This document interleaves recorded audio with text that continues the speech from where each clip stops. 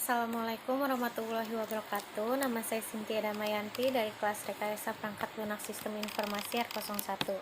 Di sini saya akan menjelaskan materi dari bab 1 hingga bab 15 untuk memenuhi nilai tugas 2. Untuk materi yang pertama yaitu ada software development. Software development adalah salah satu tipe proyek IT yang berfokus pada penciptaan atau pengembangan suatu perangkat lunak. Software development dapat didetailkan lagi menjadi suatu penciptaan software, desain software, pengembangan software aplikasi perusahaan, atau pengembangan sebuah platform. Jenis software yaitu ada software market, yaitu software generik, dan software pesanan. Software platform yaitu software system, real time, bisnis, dan juga teknik. Software selanjutnya yaitu ada lisensi, properti software, yaitu ada open source software. Selanjutnya ada perangkat lunak berdasarkan fungsionalnya. Yang pertama ada interfacing, yaitu perangkat lunak ini menghubungkan suatu perangkat keras tertentu seperti hardware driver interface dengan perangkat keras lain. Yang kedua ada operating system, yaitu perangkat lunak yang menjalankan sistem komputer dan merupakan interface dari sistem komputer dan program aplikasi yang berjalan di atasnya. Nah, program aplikasi yaitu program ini digunakan untuk keperluan tertentu yang tujuannya membantu pekerjaan manusia menjadi lebih mudah. Selanjutnya ada peranan perangkat lunak. Peranan perangkat lunak yaitu menggantikan peran manusia dengan otomasi terhadap suatu tugas atau proses, memperkuat peran manusia dengan membantu manusia mengerjakan suatu tugas atau proses dengan lebih baik dan tertata, serta rekturusisasi peran manusia dengan melakukan perubahan-perubahan terhadap sekumpulan tugas atau proses. Nah, juga ada hiburan dan permainan, yaitu dengan menyajikan suatu aplikasi interaktif, hiburan yang semakin dekat dengan kenyataan. Karakteristik perangkat lunak yaitu mempunyai daya guna yang tinggi, usability, mempunyai kinerja sesuai fungsi yang dibutuhkan pemakai, mampu diandalkan, reliable, serta mampu dirawat atau diperbaiki, maintainability, lebih efisien, serta mempunyai antarmuka yang menarik dan mempunyai siklus hidup yang cukup lama, long lifetime. Selanjutnya ada proses perangkat lunak. Spesifikasinya itu apa yang harus dilakukan oleh perangkat lunak dan batasan atau kendala pengembangannya, serta ada pengembangan proses memproduksi sistem perangkat lunak, ada validasi yaitu pengujian perangkat lunak terhadap keinginan suatu pengguna, serta ada evolusi yaitu perubahan perangkat lunak berdasarkan perubahan keinginan. Selanjutnya ada materi 2. Materi 2 yaitu software engineering. Rekayasa perangkat lunak yaitu disiplin ilmu yang membahas semua aspek produksi perangkat lunak mulai dari tahap awal spesifikasi sistem sampai pemeliharaan sistem setelah digunakan. Nah, perangkat lunak yang dibuat harus mampu tepat waktu, tepat anggaran, meningkatkan kinerja, serta mengoperasikan prosedur sistem dengan benar. Software engineering ini terminologi rekayasa perangkat lunak pertama kali yang digunakan pada sebuah international conference tentang software krisis tahun 1968. Krisis perangkat lunak merupakan akibat langsung dari lahirnya komputer generasi ketiga yang lebih canggih, dan pada waktu itu perangkat lunak yang dihasilkan dapat menjadi beberapa kali besar dan kompleks sehingga pendekatan informasi tidak cukup efektif dalam pengembangan perangkat lunak. Nah, selanjutnya ada perkembangan software yaitu pada generasi awal batch orientation custom software, pada generasi kedua ada multi-user real-time database, pada generasi ketiga ada distribusi sistem low-cost hardware. Nah, perbedaan LPL dengan rekayasa sistem. Rekayasa sistem berkaitan dengan semua aspek dalam pembangunan sistem berbasis komputer termasuk hardware. Nah, RPL ada bagian dari rekayasa sistem yang meliputi pembangunan PL, infrastruktur, kontrol aplikasi, dan database pada sistem. Nah, produk RPL ini dapat diperoleh melalui tahapan pengembangan, yaitu ada SDLC. Nah, contoh siklus SDLC yaitu ada waterfall, V-model, spiral model, fountain model, dan prototyping. Selanjutnya ada proses RPL, yaitu ada manajemen proses meliputi projecting, manajemen konfigurasi, manajemen quality asuransi, dan ada technical proses yang digambarkan sebagai metode yang akan diterapkan dalam tahap tertentu dari sistem development life cycle. Nah, yang ketiga ada metode teknis ini yang memunculkan paradigma tertentu seperti berorientasi terstruktur, objek, aspek, dan juga yang lain-lain. Nah, hal-hal yang terlibat dalam RPL yaitu ada manager, software developer, dan support system yang meliputi administrasi technical support for customer. Selanjutnya ada proses rekayasa perangkat lunak, yaitu biasanya spesifikasinya tidak lengkap atau menyimpang dari bahasanya, lebih menghilangkan pembedaan sampai spesifikasi desain dan manufaktur, tidak dalam bentuk fisik untuk menguji sistem, serta software tidak bisa wear out. Maintenance bukan berarti mengganti komputer. Materi ketiga yaitu ada software development life cycle (SDLC), yaitu adalah siklus hidup pengembangan sebuah sistem. Dalam rekayasa sistem dan rekayasa sebuah software, SDLC ini merupakan suatu proses pengubahan dan pembuatan sistem serta model dan metodologi yang digunakan untuk mengembangkan sistem-sistem tersebut. Tahapan-tahapan yang ada pada sistem development cycle yaitu ada tahapan planning, analisis, desain, dan juga implementasi. Software requirement process dan allocation, yaitu sebuah properti yang harus diperlihatkan atau ditunjukkan oleh software untuk menyelesaikan suatu permasalahan yang ada di dunia nyata atau yang bersifat real. Nah, proses aktor yaitu orang yang ada di balik dan berpartisipasi dalam proses pengumpulan kebutuhan dari suatu sistem beserta peranan sistem tersebut. Selanjutnya ada recruitment source, yaitu adalah suatu proses persyaratan, misalnya dokumen yang hanya akan direferensikan dalam sebuah persyaratan atau standar tertentu. Dan juga ada elicitation teknis, yaitu adalah cara untuk menyelesaikan masalah yang harus diselesaikan dan mencari petunjuk guna mengungkap solusinya.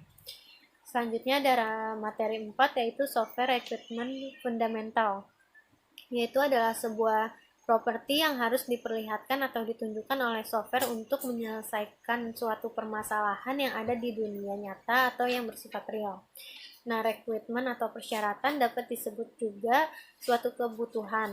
Nah, sebuah persyaratan tentang apa yang harus dilakukan atau karakteristik seperti apa yang perlu dimiliki oleh suatu software untuk menyelesaikan sebuah permasalahannya.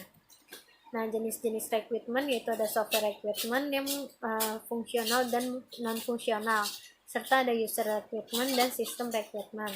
Kita akan membahas software requirement fungsional, yaitu mendeskripsikan layanan, fitur atau fungsi yang disediakan atau diberikan oleh sistem bagi penggunanya.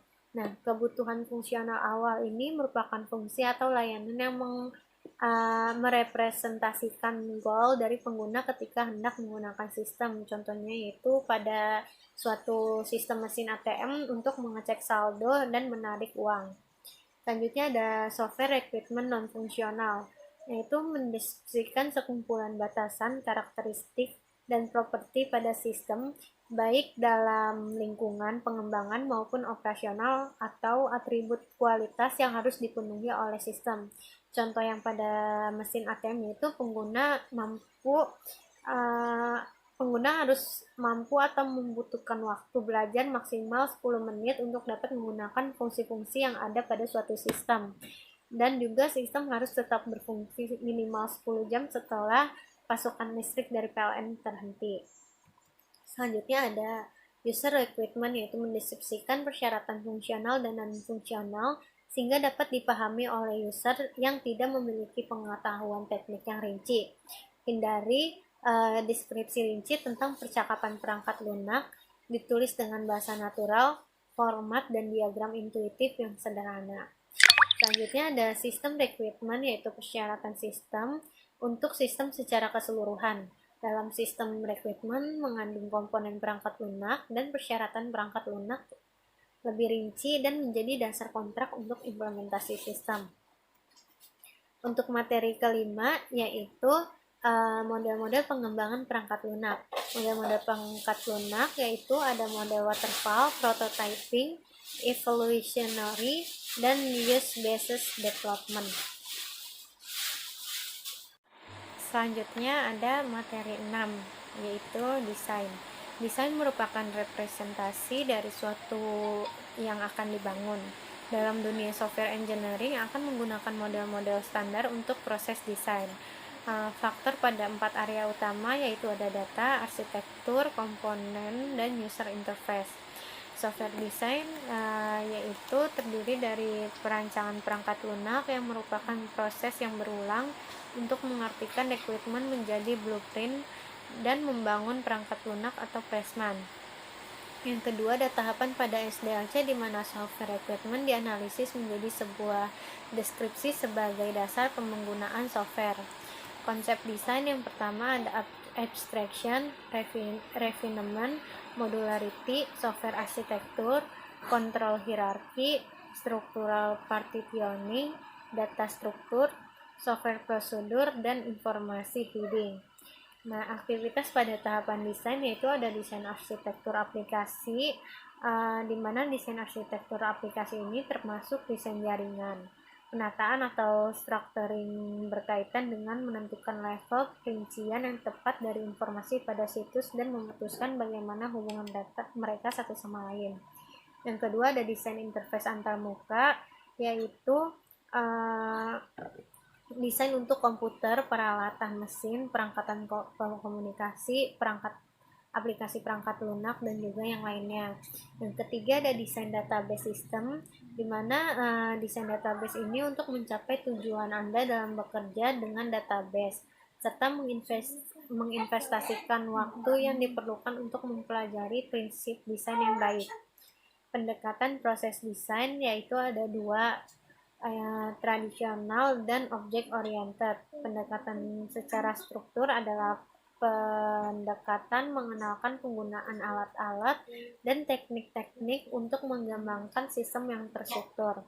Pendekatan secara object oriented yaitu pemrograman berorientasi objek, merupakan paradigma pemrograman yang berorientasikan kepada objek. Selanjutnya ada materi 7. Materi 7 yaitu struktur dan arsitektur perangkat lunak. Struktur perangkat lunak berkaitan dengan susunan yang terdapat di dalam perangkat lunak. Arsitektur perangkat lunak, gambaran yang menunjukkan properti spesifik dari sistem perangkat lunak. Kaitannya dengan interaksi perangkat lunak dan juga perangkat keras. Selanjutnya ada desain arsitektur, yaitu tujuan dari desain arsitektur adalah untuk menentukan bagaimana komponen perangkat lunak dari sistem informasi akan dialokasikan ke perangkat keras sistem. Nah, komponen utama arsitektur sistem ada dua, yaitu software dan hardware. Nah, jenis arsitektur ada dua, yaitu arsitektur common as dan arsitektur advanced. Nah, kita akan membahas arsitektur common as, yaitu adalah arsitektur terpusat, di mana pemrosesan data yang terpusat atau biasa disebut sebagai komputasi terpusat. Semua pemrosesan data dapat dilakukan oleh komputer yang ditempatkan di dalam suatu lokasi yang ditunjukkan untuk melayani semua pemakai dalam organisasi. Nah, selanjutnya ada pemrosesan data tersebar atau terdistribusi, di mana membagi sistem pemrosesan data ke subsistem yang lebih kecil, tetapi pada hakikatnya masing-masing subsistem tetap berlaku sebagai sistem pemrosesan data terpusat. Selanjutnya ada client server arsitektur, yaitu kebanyakan organisasi saat ini memanfaatkan arsitektur client server. Dalam arsitektur ini, klien bertanggung jawab untuk level presentasi aplikasi, sedangkan server bertanggung jawab atas logika akses data dan data penyimpanan. Selanjutnya ada arsitektur advanced. Virtualisasi konsep akses sebuah server fisik ke virtual server, digunakan software untuk membagi server fisik ke beberapa lingkungan virtual atau operating system. Operating system ini agar dapat berbagi sebuah hardware. Contohnya itu software VirtualBox yang dapat digunakan untuk mengeksekusi sistem operasi tambahan di dalam sistem operasi utama. Selanjutnya ada cloud computing yang merupakan gabungan pemanfaatan teknologi komputer atau komputasi dalam suatu jaringan dengan pengembangan berbasis internet yang mempunyai fungsi untuk menjalankan program atau aplikasi melalui komputer-komputer yang terkoneksi pada waktu yang sama, tetapi tak semua yang terkoneksi melalui internet menggunakan cloud computing. Selanjutnya ada desain antarmuka, yaitu adalah proses mendefinisikan bagaimana sistem akan berinteraksi dengan entitas eksternalnya, misalnya pelanggan, pemasok, dan sistem lain. Mendefinisikan cara di mana pengguna akan berinteraksi dengan sistem, dan bagaimana memberikan input serta mendapat output, dan bagaimana suatu sistem menerima dan menjalankan sebuah perintah. Selanjutnya ada materi 9, yaitu strategi dalam mendesain perangkat lunak, yaitu berupa function oriented, object oriented, data structure design, dan component based design. Macam-macam function oriented yaitu ada data flow diagram DFD, yaitu adalah alat pembuatan model yang memungkinkan profesional sistem untuk menggambarkan sistem sebagai suatu jaringan proses fungsional yang dihubungkan satu sama lain dengan alur data, baik secara manual maupun komputerisasi. DFD ini sering disebut juga dengan nama bubble chart, bubble diagram, dan juga yang lainnya. Nah, struktur chart atau decomposition berfungsi untuk mendefinisikan serta mengilustrasikan organisasi dari sistem informasi secara berjenjang dalam bentuk modul dan submodul. Structure chart juga menggambarkan hubungan elemen data dan elemen kontrol serta hubungan antara modulnya. Pseudocode adalah deskripsi dari algoritma pemrograman komputer yang menggunakan konvensi struktural dari suatu bahasa pemrograman dan memiliki tujuan agar mudah dibaca oleh manusia, bukan oleh mesin. Pseudocode itu hanya kode yang menyerupai kode program saja dan tidak dapat dipahami atau dimengerti langsung oleh mesin komputer. Nah, tingkat pada perancangan sistem. Pada tingkat pertama, perancangan sistem, analis, dan rancangan umum dilaksanakan untuk menetapkan kebutuhan pemakai. Pada tingkat kedua, rancangan umum seperti diagram entitas relasi tingkat tinggi ditransformasikan atau didekomposikan ke dalam rancangan database rinci untuk sebuah DBMS tertentu yang akan digunakan untuk mengimplementasikan sistem total. Selanjutnya ada komponen sistem basis data, yaitu perangkat keras hardware dalam sistem komputer. Dalam sistem pengelolaan basis data digital, perangkat utama sebagai pengelola data adalah komputer. Perangkat lunak aplikasi atau software lain yang mendukung dan bersifat opsional, serta perangkat lunak yang digunakan untuk mendukung proses pengelolaan basis data, misalnya yaitu ada pemrograman bahasa C dan Basic Pascal. Nah, sistem operasi merupakan perangkat lunak yang digunakan untuk mengelola aplikasi basis data dan penggunaan sumber daya komputer. Basis data lain yang mempunyai keterkaitan dan hubungan dengan basis data itu sendiri berisi atau memiliki objek-objek basis data seperti file, tabel, indeks, mempunyai definisi struktur baik untuk basis data maupun objek secara detail. Nah, Database Management System atau DBMS merupakan program aplikasi untuk pengelolaan basis data seperti Microsoft Access, Oracle, dan juga yang lainnya. Selanjutnya ada materi 10, yaitu konstruksi perangkat lunak. Konstruksi perangkat lunak adalah keseluruhan aktivitas menciptakan perangkat lunak yang berfungsi dan bermanfaat melalui berbagai proses kodifikasi, verifikasi, pengujian, dan pemeriksaan ulang. Nah, konsep dasarnya yaitu minimizing complexity dalam konstruksi perangkat lunak, serta pengurangan kompleksitas yang dicapai dengan menggunakan pembuatan kode yang sederhana. Yang kedua ada anticipating change, yaitu mengantisipasi perubahan yang didukung oleh beberapa teknis, yaitu metode komunikasi, bahasa pemrograman, sebuah platform, dan juga alat, misalnya diagram standar alat untuk notasi UML, serta ada construction for verifikasi. Nah, verifikasi konstruksi yang berarti membangun perangkat lunak sedemikian rupa sehingga kesalahan dapat dilacak dengan mudah oleh insinyur perangkat lunak yang menulis perangkat lunak sebagaimana pengujian independen dan kegiatan operasional. Nah, teknik khusus mendukung verifikasi konstruksi yaitu ada standar coding, unit testing, serta mengorganisir kode untuk mendukung pengujian internasional, penggunaan terbatas struktur bahasa yang kompleks, reuse yang berkaitan erat dengan penggunaan kembali dalam konstruksi. Terdapat dua aspek yang terkait erat dengan reuse, yaitu ada konstruksi untuk digunakan kembali dan konstruksi dengan menggunakan kembali.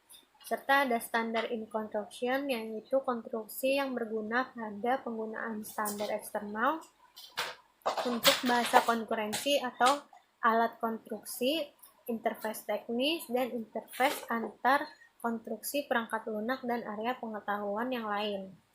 Selanjutnya ada teknologi konstruksi, yaitu ada API design dan use API. Adalah sekumpulan perintah atau fungsi serta protokol yang dapat digunakan oleh programmer saat membangun perangkat lunak atau sistem operasi. Nah, tujuan penggunaan API adalah untuk mempercepat proses development dengan menyediakan function secara terpisah sehingga developer tidak perlu membuat fitur yang serupa. Nah, object oriented runtime yaitu dengan mengimplementasikan object oriented ini maka dapat memanfaatkan konsep yang ada seperti inheritance, polymorphism, dan sebagainya. Selanjutnya ada parameterization dan generic, dikenal dengan template C++, kelas abstrak Java. Yang selanjutnya ada error handling, expression handling, dan fault tolerancy exception yang digunakan untuk mendeteksi dan memproses kesalahan atau expression event. Struktur dasar expression adalah sebuah metode yang akan mengeluarkan atau melempar expression yang terdeteksi dan penanganannya menggunakan blok kode atau tricep. Yang kelima ada middleware, yaitu perangkat lunak yang berperan sebagai penengah antara sebuah aplikasi dengan aplikasi lain. Selanjutnya ada software testing, adalah proses eksekusi suatu program dengan maksud menemukan kesalahan. Tahapan-tahapannya yaitu ada unit atau komponen testing yang terbagi atas testing terhadap unit dan komponen. Unit testing merupakan proses testing di mana pengujian dilakukan pada bagian basic dari kode program, contohnya pada pengujian kode program pada event, prosedur, dan function. Dengan unit testing meyakinkan bahwa masing-masing unit bekerja sebagaimana mestinya. Yang kedua, selanjutnya ada integrated testing, yaitu setelah unit atau komponen testing dijalankan, langkah selanjutnya adalah memeriksa bagaimana unit-unit tersebut bekerja sebagai suatu kombinasi, bukan lagi sebagai unit individu. Jika pada tahap unit testing ada dua function yang berjalan baik secara individu, maka pada tahap integration testing pengujian akan dilakukan dari hasil interaksi kedua function tersebut apakah bekerja sesuai hasil yang diharapkan. Yang selanjutnya ada sistem testing yang mencakup testing aplikasi yang telah selesai di develop. Karena itu, aplikasi harus terlihat dan berfungsi sebagaimana mestinya terhadap end user atau pengguna akhir. Untuk itu, pengujian yang dilakukan menggunakan data yang menggambarkan penggunaan sesungguhnya terhadap aplikasi. Accepting testing yaitu seperti integrasi testing yang juga meliputi testing keseluruhan aplikasi. Perbedaannya terletak pada siapa yang melakukan testing. Pada tahap ini, end user yang terpilih akan melakukan testing terhadap fungsi-fungsi aplikasi dan melaporkan permasalahannya yang ditemukan. Testing yang dilakukan merupakan simulasi penggunaan nyata dari aplikasi pada lingkungan yang sebenarnya. Proses ini merupakan salah satu tahap final sebelum pengguna menyetujui dan menerima penerapan sistem aplikasi yang baru. Karena itu, pada tahap ini sudah tidak difokuskan untuk mengangkat permasalahan kecil seperti kesalahan pengetikan atau desain aplikasi. Selanjutnya ada regression testing. Nah, regression testing itu yaitu proses teknik mencakup pengujian ulang terhadap unit, komponen, proses, atau keseluruhan aplikasi setelah perbaikan suatu kesalahan dilakukan. Regression testing ini memastikan permasalahan yang terjadi telah ditanggulangi dan tidak terdapat masalah baru yang timbul sebagai efek perbaikan tersebut. Selanjutnya materi 11 yaitu software maintenance. Software maintenance adalah proses umum pengubahan atau pengembangan perangkat lunak setelah diserahkan ke konsumen. Tujuan dari pemeliharaan sistem yaitu untuk memperpanjang usia kegunaan aset dari sistem tersebut.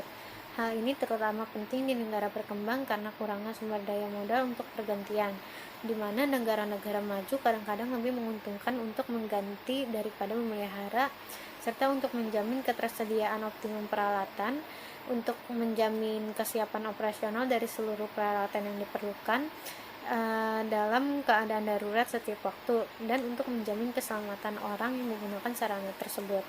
Materi 12 yaitu transaksi. Transaksi adalah eksekusi program penggunaan oleh DBMS, baik akses maupun tahun data. Eksekusi dari program pengguna atau transaksi merupakan kumpulan dari membaca dan menulis objek database. Untuk membaca database, pertama kali objek dibawa ke memori utama dari disk dan kemudian dinilai disalin ke dalam variabel program. Untuk menulis objek database, salin di memori objek yang telah kemudian ditulis ke disk. Sifat transaksi. Sebuah transaksi harus memenuhi proses asam untuk keamanan data pada kondisi konkurensi yang terjadi kesalahan sistem dan dilakukan oleh DBMS. Yang pertama ada automaticity, yaitu semua aksi dalam sebuah transaksi dilakukan atau tidak dilakukan sama sekali. Yang kedua ada konsistensi, yaitu transaksi harus dipastikan berjalan sampai selesai dengan sendirinya dan meninggalkan database dalam kondisi yang konsisten. Yang ketiga ada isolasi. Yang keempat ada daya tahan, yaitu memastikan bahwa hasil eksekusi atau keadaan data setelah dilakukan transaksi sampai selesai bertahan secara permanen. Nah, saat terjadi tindakan kegagalan sistem atau crash, maka data akan berada pada posisi kondisi terakhir. Setiap transaksi yang harus menentukan tindakan atau aksi yang terakhir, yaitu melakukan atau berhasil dibatalkan. Nah, transaksi gagal atau transaksi tidak selesai, yaitu ada 3 alasannya yang menyebabkan transaksi itu tidak selesai. Yang pertama itu dibatalkan atau diberhentikan karena ada anomali atau masalah kapan proses eksekusi. Yang kedua terjadi jatuh pada sistem kapan sedang mengeksekusi suatu transaksi atau lebih. Yang ketiga, sebuah transaksi mengalami situasi yang tidak terduga. Selanjutnya ada status transaksi, ada aktif dalam keadaan awal, berkomitmen sebagian, gagal, dibatalkan, dan juga berkomitmen. Peningkatan penggunaan prosesor dan disk yang mengarah ke throughput transaksi yang lebih baik, misalnya yaitu satu transaksi dapat menggunakan CPU sementara yang lain membaca dari atau menulis ke dalam disk. Selanjutnya ada pengurangan waktu respon rata-rata untuk transaksi. Transaksi singkat tidak perlu menunggu di belakang yang lama. Selanjutnya ada skema kontrol konkurensi, adalah mekanisme untuk mencapai isolasi, yaitu untuk mengontrol interaksi di antara transaksi bersamaan untuk mencegah mereka menghancurkan konsistensi database yang akan dipelajari pada bab 15 setelah mempelajari gagasan tentang kebenaran eksekusi konkurensi. Selanjutnya ada jadwal, urutan instruksi yang menentukan urutan kronologis di mana instruksi transaksi bersamaan dijalankan. Jadwal untuk satu set transaksi harus terdiri dari semua instruksi transaksi tersebut, serta harus menjaga urutan di mana instruksi muncul di setiap transaksi individu. Transaksi yang berhasil menyelesaikan eksekusinya akan memiliki instruksi commit sebagai pernyataan terakhir secara default. Transaksi ini diasumsikan untuk mengeksekusi instruksi commit sebagai langkah terakhirnya. Selanjutnya ada transaksi yang gagal untuk menyelesaikan eksekusi akan memiliki instruksi atau pembatalan sebagai persyaratan terakhir. Selanjutnya ada kontrol konkurensi, di mana basis data harus menyediakan mekanisme yang akan memastikan bahwa semua kemungkinan jadwal keduanya, yaitu konflik, dapat serial dan dapat dipulihkan dalam cascades. Kebijakan di mana hanya satu transaksi yang dapat dieksekusi pada satu waktu menghasilkan jadwal serial, tetapi memberikan tingkat konkurensi yang buruk. Sehingga skema kontrol konkurensi trade-off antara jumlah konkurensi yang diizinkan dan jumlah overhead yang ditimbulkan menguji jadwal untuk kemampuan bersambung setelah dijalankan agak terlambat. Tingkat konsistensi dalam SQL 92. Yang pertama ada serializable, yaitu default. Repeatable read, yaitu hanya untuk dibaca. Pembacaan berulang dari record yang sama harus mengembalikan nilai yang sama. Selanjutnya ada baca berkomitmen, ada baca tanpa komitmen, dan juga catatan dari baca kok tanpa komitmen ini tidak dapat dibaca, sehingga tingkat konvensinya lebih rendah dan berguna untuk mengumpulkan informasi perkiraan tentang database. Peringatannya, beberapa sistem database tidak memastikan jadwal yang dapat bersambung secara default, misalnya Oracle dan PostgreSQL. Definisi transaksi dalam SQL, yaitu bahasa manipulasi data harus menyertakan konstruksi untuk menentukan kumpulan tindakan yang terdiri dari transaksi. Dalam SQL, transaksi dimulai secara implisit. Transaksi dalam SQL diakhiri dengan komit pekerjaan dan melakukan transaksi saat ini dan memulai yang baru. Di hampir semua sistem database secara default, sistem pernyataan SQL juga melakukan secara implisit jika dijalankan dengan sukses. Selanjutnya ada test for view serializability, yaitu tes grafik prioritas untuk konflik. Tidak dapat digunakan secara langsung untuk menguji view serializability. Nah, eksistensi untuk menguji kemampuan serial tampilan ini memiliki biaya eksponensial dalam ukuran grafik prioritas. Masalah memeriksa apakah jadwal adalah tampilan serializable, terutama dalam kelas masalah NP complete. Selanjutnya ada materi 13, yaitu kualitas dasar software. Kualitas perangkat lunak adalah sejauh mana suatu sistem atau komponen atau proses memenuhi ditentukannya suatu persyaratan, atau sejauh mana suatu sistem, komponen, atau proses bertemu pelanggan atau kebutuhan pengguna atau harapan. Kualitas perangkat lunak mengukur seberapa baik perangkat lunak dirancang, kualitas desain, dan seberapa baik perangkat lunak tersebut sesuai dengan desain itu. Selanjutnya ada manajemen kualitas perangkat lunak, SQM. Adalah kumpulan dari semua proses yang memastikan bahwa perangkat lunak, perangkat layanan, dan implementasi memenuhi kualitas perangkat lunak dan sesuai dengan tujuan organisasi, dan mencapai kepuasan pemangku kepentingan. Subkategori SQM yaitu ada perencanaan kualitas perangkat lunak, jaminan kualitas perangkat lunak, kontrol kualitas perangkat lunak, peningkatan proses perangkat lunak. Capability Maturity Model Integrasi, CMMI, adalah kerangka kerja yang bisa digunakan untuk mengembangkan proses di dalam perusahaan. CMMI ini membantu kita untuk memperbaiki proses di perusahaan atau organisasi. Dengan membaiknya proses, diharapkan produk yang dihasilkan akan ikut menjadi baik.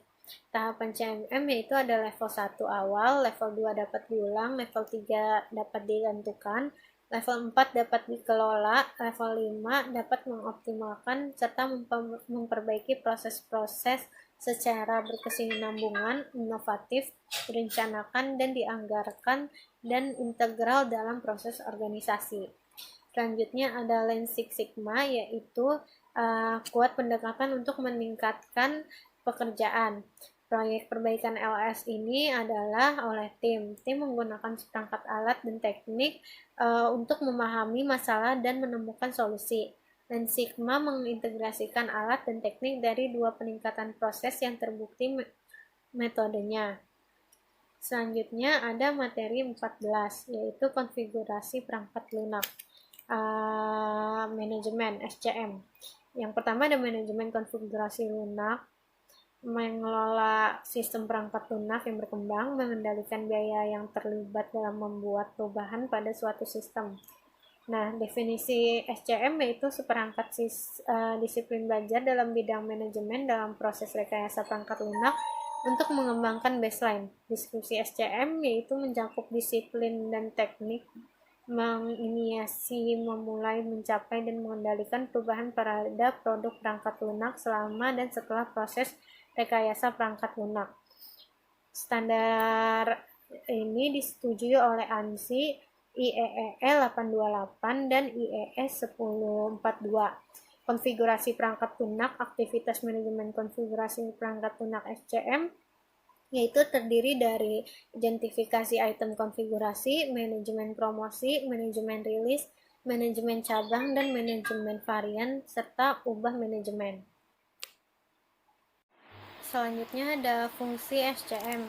Biasanya dilakukan dengan cara yang berbeda secara formal atau informal, tergantung pada jenis proyek dan fase siklus hidupnya. Nah, metodologi yang digunakan yaitu ada identifikasi item konfigurasi, pemodelan sistem sebagai satu set komponen yang terus berkembang, serta promosi pengelolaan, pembuatan versi untuk pengembangan lain, melepaskan pengelolaan, cabang pengelolaan, varian pengelolaan, dan ubah manajemen. Selanjutnya ada peran SCM. Nah, peran SCM yang pertama itu ada manajer konfigurasi, bertanggung jawab untuk mengidentifikasikan sebuah item. Manajer tata tertib juga dapat bertanggung jawab untuk menentukan prosedur untuk membuat promosi dan rilis. Ubah anggota Dewan Kendali yaitu bertanggung jawab untuk menolak permintaan perubahan pengembangan serta membuat promosi yang dipicu oleh permintaan perubahan atau kegiatan pengembangan normal. Nah, bertanggung jawab dalam pemilihan dan evaluasi promosi untuk rilis dan untuk memastikan konsistensi dan kelengkapan rilis. Terminologi di SCM yaitu item konfigurasinya, definisi agregasi, perangkat keras, perangkat lunak atau perangkat lunak, entitas yang mengatur tata bahasa, dan sebagai tata bahasa tunggal dalam proses manajemen tata. Item mengatur perangkat lunak tidak hanya segmen kode program, tetapi semua jenis dokumen yang sesuai dengan pengembangannya. Misalnya itu semua jenis file kode, driver untuk tes, analisis atau dokumen desain, manual penggunaan atau pengembangan, konfigurasi sistem, atau misalnya versi kompilator yang digunakan dalam beberapa sistem, tidak hanya perangkat lunak. Selanjutnya ada dasar-dasar di SCM. Dasar yaitu suatu spesifikasi atau produk yang telah secara resmi ditinjau dan disetujui oleh manajemen yang bertanggung jawab, yang setelah itu berfungsi sebagai untuk pengembang lebih lanjut dan dapat diubah hanya untuk melalui prosedur resmi. Contohnya itu ada dasar A, dasar B, dan juga dasar C.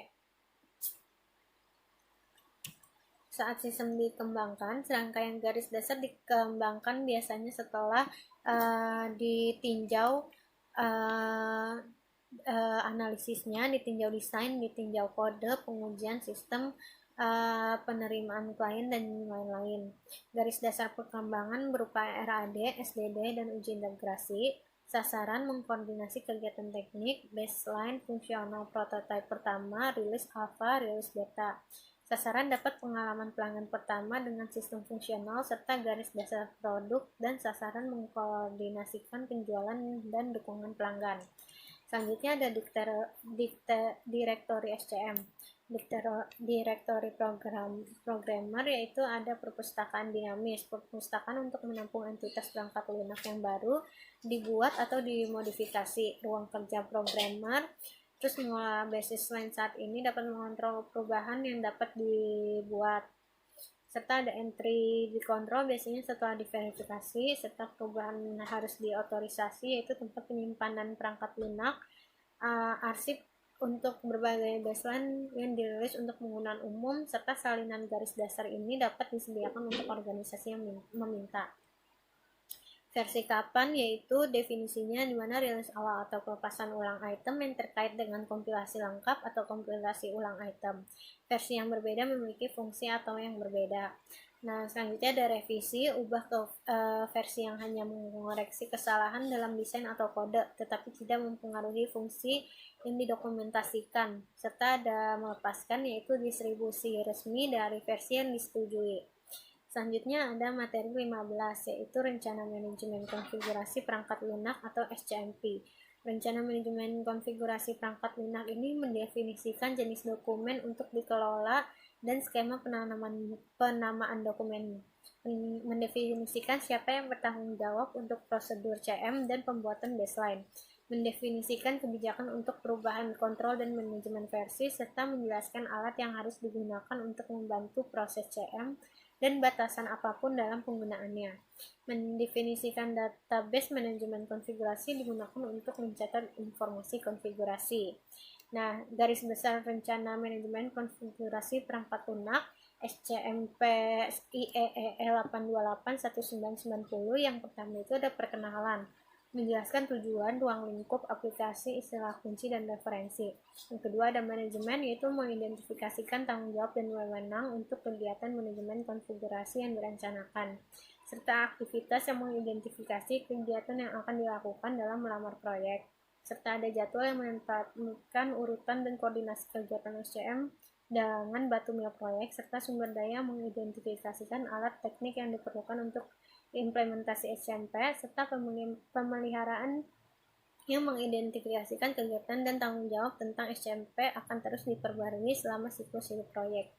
Nah, SCMP 1 yaitu ada pendahuluan, berisi ikhtisar sederhana dari aktivitas manajemen konfigurasi, ruang lingkup yang berisi gambaran ikhtisar proyek, identifikasi CI yang akan diterapkan, identifikasi perangkat lunak lain yang akan dimasukkan sebagai bagian dari SCMP, serta hubungan SCM dengan perangkat keras aktivitas manajemen konfigurasi sistem, tingkat formalitas dan kedalaman kendali untuk menerapkan SCMP dalam proyek, batasan dan batasan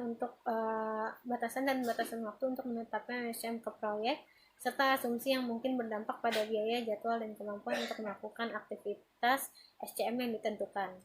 Yang kedua ada SCM2 manajemen yang berisi dengan organisasi berupa konteks organisasi, teknis dan manajerial di mana kegiatan SCM dilaksanakan, mengidentifikasi semua unit organisasi, klien, pengembangan, manajer yang berpartisipasi dalam aktivitas SCM, serta peran fungsional dari orang-orang ini dalam suatu proyek, hubungan antara unit dan juga organisasi. Yang kedua ada tanggung jawab yang berupa unit setiap aktivitas SCM, serta daftar nama atau jabatan pekerjaan untuk melakukan aktivitas ini. Untuk setiap dewan yang melakukan aktivitas SCM, buatlah daftar maksud dan tujuan, keanggotaan dan afiliasi, prioritas, efektivitas, ruang lingkup kewenangan, prosedur operasional, dan ada kebijakan yang berlaku dari batasan eksternal ditempatkan pada SCM. Selanjutnya ada SCMP aktivitas, yaitu berupa identifikasi konfigurasi, kontrol konfigurasi, akuntansi status konfigurasi, audit konfigurasi dan review, serta kontrol muka. Sekian dari saya untuk materi bab 1 hingga bab 15. Kurang lebihnya mohon maaf. Wassalamualaikum warahmatullahi wabarakatuh.